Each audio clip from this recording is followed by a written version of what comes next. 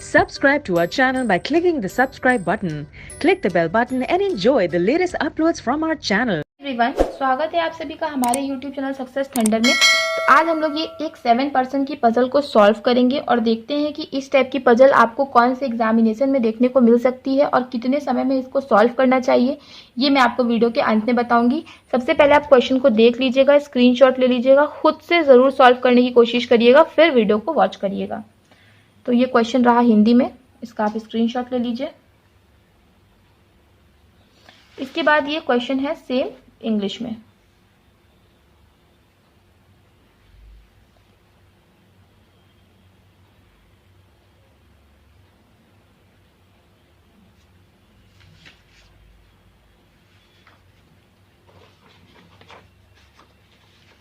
I hope कि अब तक आप लोगों ने इस क्वेश्चन का स्क्रीनशॉट ले लिया होगा।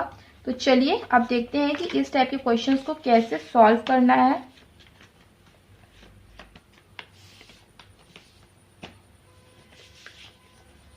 देखिए क्वेश्चन में लिखा है 7 florist namely PQRST UV sell different flowers. 7 florist है, मतलब फूल बेचने वाले, तो उनका नाम क्या है PQRS और TUV। ये लोग अलग अलग तरह के फ्लावर्स को बेचते हैं। फ्लावर के नाम दिए हैं rose, marigold, lotus, daffodil, lily, sunflower and jasmine, but not necessarily in the same order, पर जरूरी नहीं कि इसी क्रम में हो। They have 3 different number of shops. इनके पास 3 डिफरेंट नंबर ऑफ शॉप्स है, 2, 4 और 5। At least 2 person have same number of shop. कम से कम 2 लोगों की क्या होगी, सेम नंबर ऑफ शॉप होगी, मतलब 2, 4 और 5 में कम से कम 2 लोगों की सेम नंबर ऑफ शॉप होगी। T sells jasmine and has same number of shop only with the one who sells marigold. ठीक है, टी जो है वो जैस्मिन बेचता है और वो मैरीगोल्ड का और इन दोनों का जो होगा सेम शॉप होता है, सेम शॉप होगा। ठीक है, पर ओनली मतलब इस शॉप में और कोई नहीं आएगा, ये दोनों ही सिर्फ काम करेंगे। आगे S sell sunflower and has 2 shops. S जो है वो सनफ्लावर सेल करता है और उसकी 2 शॉप से डायरेक्ट इन्फॉर्मेशन थी तो हमने लिख लिया। Difference between the number of shop between P and U is an even number. P और U के जो शॉप का डिफरेंस है वो इवन नंबर है। ठीक है, P और U के जो शॉप का डिफरेंस है वो इवन नंबर है। तो आप सोचिए अगर 5 में से 2 घटाओगे तो कितना आएगा, 3 आएगा। 5 में से 4 घटाओगे तो 1 आएगा। दोनों में से कोई भी इवन नंबर नहीं है। 4 में से 2 घटाओगे 2 आएगा और 4 में से 5 घटाओगे तो 1 आएगा। तो मतलब 4 और 2 हो सकता है। P और U का जो शॉप है वो 4 और 2 हो सकता है। अगेन 2 में से 4 घटाओगे तो क्या आएगा, 2 आएगा और 2 में से 5 घटाओगे 3 आएगा। तो मतलब 4 और 2 ही एक ऑप्शन है जहां पे P और U दोनों आ सकते हैं। आगे बढ़ते हैं। The one who sells lotus, वो बंदा जो कि लोटस सेल करता है, and daffodil have same number of shop. ठीक है, लोटस और डैफोडिल वाले का जो होगा शॉप सेम नंबर का रहेगा। ठीक है, तो लोटस एंड डैफोडिल का जो शॉप है वो सेम रहेगा, सेम शॉप। तो ये चीज हमने नोट कर लिया है। आगे बढ़ते हैं। The one who sell lotus has the least number of shop. जो लोटस है उसका लीस्ट नंबर ऑफ शॉप है। लीस्ट नंबर ऑफ शॉप तो 2 ही है ना।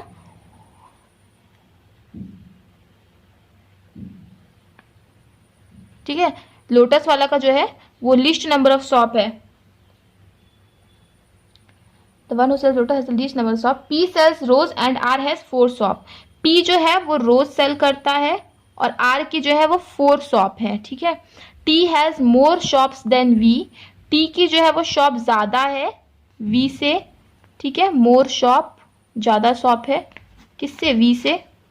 Q does not sell lotus and daffodil. Q जो है वो लोटस या डैफोडिल नहीं बेचता है। Q ना तो लोटस बेचेगा ना तो फिर वो डैफोडिल बेचेगा। U does not sell lotus. U जो है वो लोटस नहीं बेचता है, यहाँ पे U नहीं आएगा। P has more shops than U. P के पास ज्यादा शॉप है U से। ठीक है, P के पास ज्यादा शॉप है U से, मतलब P होगा वो 4 नंबर पे होगा और U जो होगा वो कितने नंबर पे होगा, वो होगा 2 नंबर पे। ठीक है, U 2 नंबर पे होगा। तो ये वाला हमारा हो गया। और P कौन सा फ्लावर बेचता है, P रोज बेचता है। ठीक है, अब क्या बोला, लोटस और डैफोडिल वाले का सेम शॉप होगा। तो हमें पता है कि यू यहाँ नहीं आ सकता, तो डैफोडिल कहाँ पे आएगा, डेफिनेटली यहाँ पर आएगा। देखिए टोटल कितने 7 फ्लोरिस्ट है एंड कम से कम दे हैव, हमें क्वेश्चन में बोला गया था कि कम से कम 2% तो एक शॉप पे रहेंगे ही रहेंगे। तो देखिए 1 2 3 लोग तो यहाँ रहेंगे, फिक्स हो गया है। 4 5 6 7, तो अब 2% यहीं पे आएंगे, 4 में और कोई नहीं आएगा। ये हमें समझ में आ गया क्योंकि 2% को तो एक शॉप में रहना ही रहना है। अच्छा, और क्या बोला कि टी जैस्मिन और मैरीगोल्ड का सेम शॉप होगा। अब यहाँ तो आ नहीं सकता, यहाँ पे भी नहीं जगह बची, तो टी जैस्मिन एंड मैरीगोल्ड कहाँ पे आएगा, यहीं पे आएगा। अब बोला टी के पास ज्यादा शॉप है वी से, तो यहाँ पे वी नहीं अब आएगा। क्यों? क्योंकि टी के पास ज्यादा शॉप है वी से, तो वी डेफिनेटली यहाँ आएगा क्योंकि और कहीं जगह बची नहीं है। ये वाला भी हो गया। क्यू को ना तो लोटस पसंद है ना तो फिर डैफोडिल पसंद है, तो क्यू के लिए एक ही जगह बची है मैरीगोल्ड, वो यहाँ पे आ गया। लोटस डैफोडिल का सेम शॉप हो गया, टी जैस्मिन मैरीगोल्ड का भी सेम शॉप हो गया, और ये दोनों अकेले यहाँ पे रहते हैं। अब सभी के सभी लोग फिक्स हो गए हैं, केवल आर का फ्लावर नहीं पता चल पा रहा है, तो उसका फ्लावर बचा हुआ एक फ्लावर होगा जो कि लिली है, और ये आपका फाइनल अरेंजमेंट बनेगा। इस टाइप की जो पजल है वो IBPS क्लर्क मेंस में भी आ चुकी है, मगर ज़्यादा टफ पजल नहीं है। इसको आपको कोशिश करना है कि आप 3 मिनट के अंदर सॉल्व कर ले जाओ, 2.5 से 3 मिनट के अंदर। लेकिन ये IBPS क्लर्क मेंस में इस तरह की पजल आ चुकी है। तो आई होप कि आपको समझ में आ गया होगा ये क्वेश्चन। नहीं समझ में आया है तो जो भी चीज़ें नहीं समझ में आई है वो आप कमेंट करके पूछ सकते हो, मैं रिप्लाई ज़रूर करूँगी।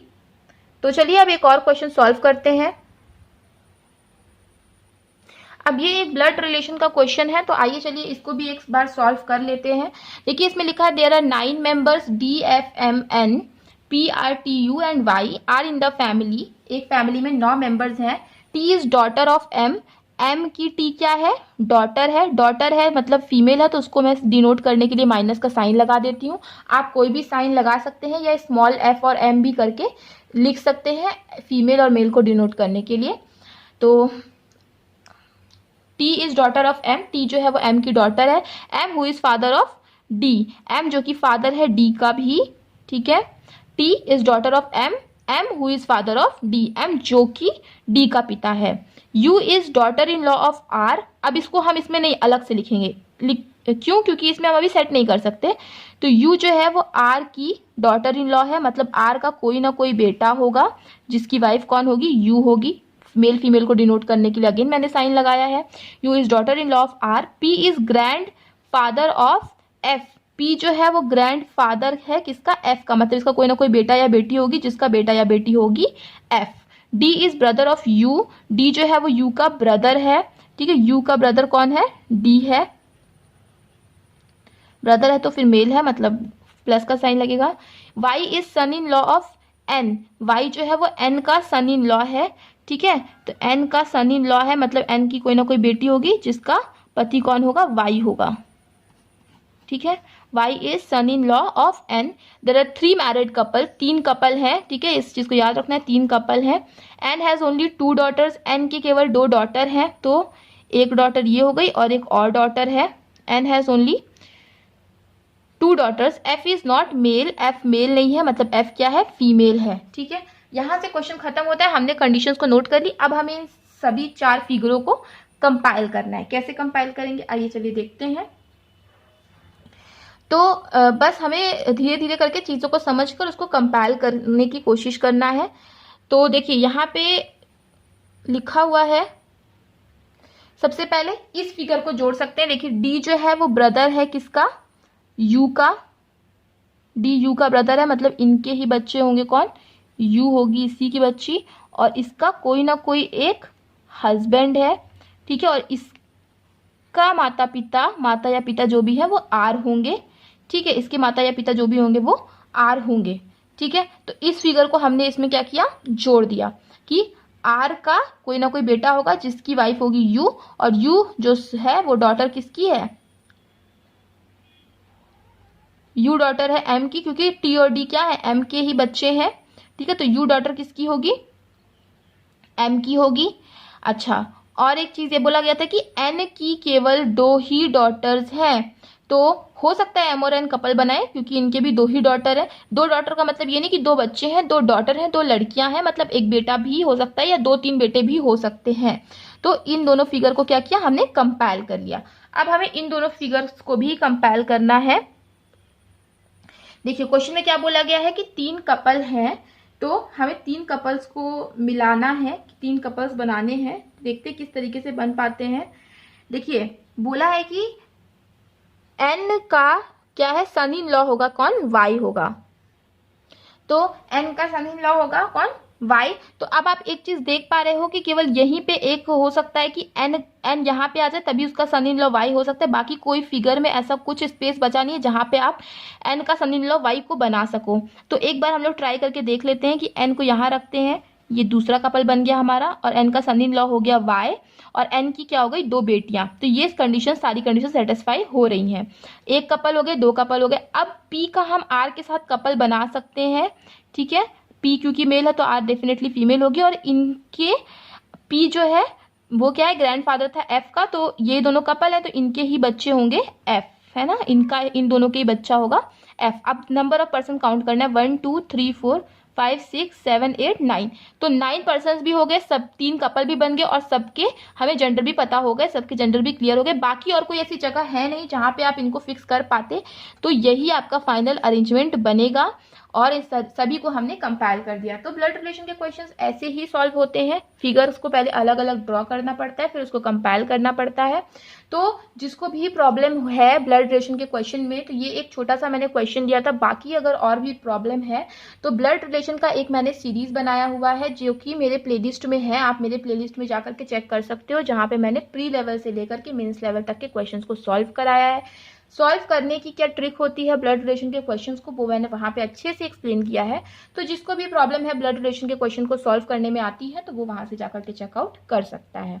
तो आई होप कि आपको चीजें क्लियर हो गई होंगी। चीजें क्लियर है तो वीडियो को लाइक करिएगा, शेयर करिएगा, और अगर चैनल पर पहली बार आए हैं तो चैनल को सब्सक्राइब करना मत भूलिएगा। मिलते हैं आपके नेक्स्ट वीडियो में। Thank you so much for watching.